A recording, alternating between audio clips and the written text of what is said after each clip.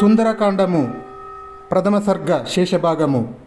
హనుమంతుడు సూర్యునకును మహేంద్రునకును వాయుదేవునకును బ్రహ్మదేవునకును ఇతర దేవతలకును అంజలి ఘటించి బయలుదేరుటకు నిశ్చయించుకొనెను. పిమ్మట కార్యదక్షుడైన మారుతి తూర్పునకు తిరిగి తన తండ్రియగు వాయుదేవునకు ప్రణమిల్లెను. దక్షిణ దిశగా వెళ్ళదలిచిన వాడై అతడు తన శరీరమును పెంచెను.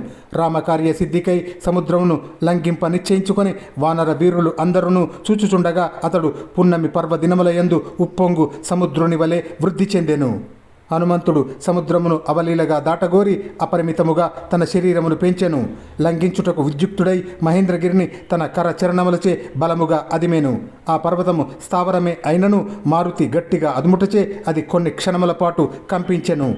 విరబూసిన చెట్ల కొమ్మల నుండి పువ్వులు అన్నియును జలజల రాలెను. చెట్ల నుండి రాలి సువాసనలను వెదజల్లుచున్న పుష్పములతో ఆ పర్వతము నిండిపోయెను. అప్పుడు అది ఒక పూల కొండవలె భాసించెను. ఆ మహావీరునిచే అదమబడిన ఆ పర్వతము ఒక భద్రగజము మద జలమును వలె జలధారలు స్రవింపజేసెను.